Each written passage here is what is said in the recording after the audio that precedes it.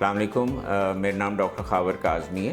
میں NICVD میں preventive cardiology کے شعبے سے تعلق رکھتا ہوں۔ ہم سب کو معلوم ہے کہ چند دنوں میں رمضان شروع ہونے والا ہے، اور بہت سارے جو دل کے امراض میں مبتلا لوگ ہوتے ہیں ان کے ذہن میں یہ سوال ہوتا ہے کہ کیا وہ روزہ رکھ سکتے ہیں یا نہیں رکھ سکتے، اور اگر روزہ رکھ سکتے ہیں تو دوائیوں کی ترتیب اور باقی چیزیں کیسے ہونی چاہیے۔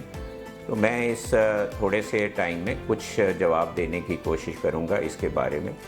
ایک جنرل تو یہ اصول ہے کہ زیادہ تر جو دل کے مریض ہیں وہ روزہ آسانی سے رکھ سکتے ہیں، لیکن اس میں کچھ چیزیں ہیں جن کے بارے میں ہمیں احتیاط کرنی چاہیے اور دیکھنا چاہیے۔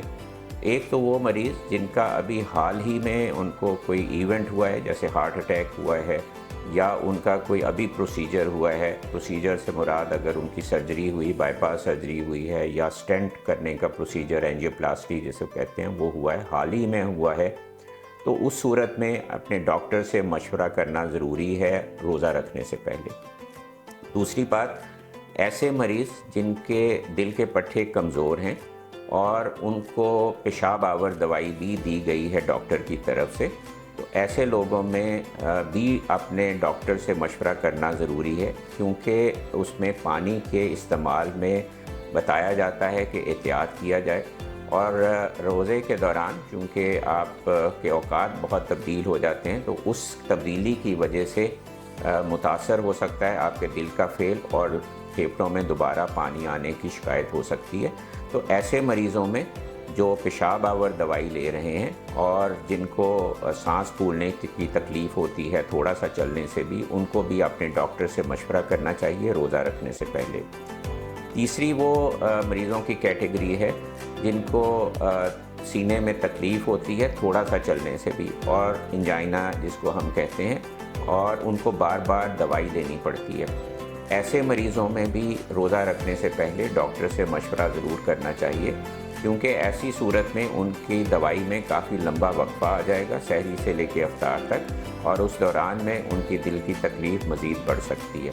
تو یہ 3 کیٹیگریز یا 4 کیٹیگریز میں نے جو آپ کو بتائیں، ان مریضوں میں احتیاط کرنی چاہیے روزہ رکھنے میں، اور اپنے ڈاکٹر سے یا طبیب سے مشورہ کیے بغیر روزہ نہیں رکھنا چاہیے۔ لیکن اس کے علاوہ زیادہ تر مریض جو ہے وہ روزہ آسانی سے رکھ سکتے ہیں۔ دوائیوں کا استعمال تبدیل کیا جاتا ہے۔ اگر آپ کوئی ایسی دوائی لے رہے ہیں جس میں پیشاب زیادہ آنے کی شکایت ہو سکتی ہے، تو عام طور پہ ہم وہ مشورہ دیتے ہیں کہ یہ دوائی افطار کے وقت لی جائے، سحری کے بجائے۔ دوسرا یہ ہے کہ جو باقی دوائیاں ہیں جو سحری اور افطاری پہ ہیں، صبح اور شام کی اسی طرح سحری اور افطاری پہ لی جا سکتی ہیں۔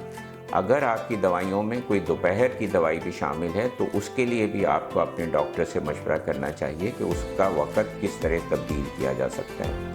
اگر آپ کو شوگر ہے یا ذیابیطس ہے تو اس کی دوائیوں میں جو تبدیلی آئے گی وہ علیحدہ سے ذکر کیا جائے گا، ایک علیحدہ ہمارا پروگرام آئے گا، اس میں آپ کو یہ تفصیل سے بتایا جائے گا کہ ذیابیطس یا شوگر کے مریض اپنی دوائیوں کو کس طرح سے ایڈجسٹ کر سکتے ہیں روزہ رکھنے کی صورت میں، اور کون سے مریضوں کو روزہ نہیں رکھنا چاہیے۔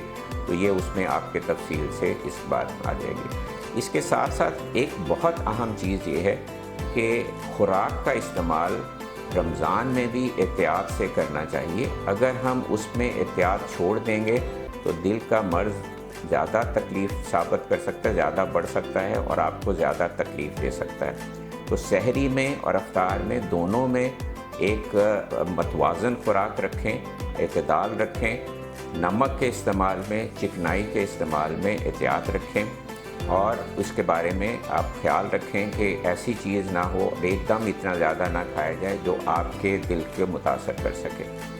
امید ہے آپ کو اس سے کچھ آئیڈیا ہوگا کہ کس طرح آپ اپنے روزے کو آسانی سے، اگر آپ مناسب ہے آپ کے لیے، آپ اس طرح رمضان کے دوران رکھ سکتے ہیں۔ اگر آپ کو کوئی اور سوال ہے تو اپنے ڈاکٹر سے، فزیشین سے ضرور مشورہ کیجیے۔ اس چیز کو ذہن میں کلیئر کر لیجیے، رادر دین کہ آپ روزہ رکھیں، اس سے تکلیف میں اضافہ ہو اور پھر آپ کو دوبارہ اس ڈاکٹر کے پاس بھاگنے کی ضرورت ہے۔ بہت شکریہ۔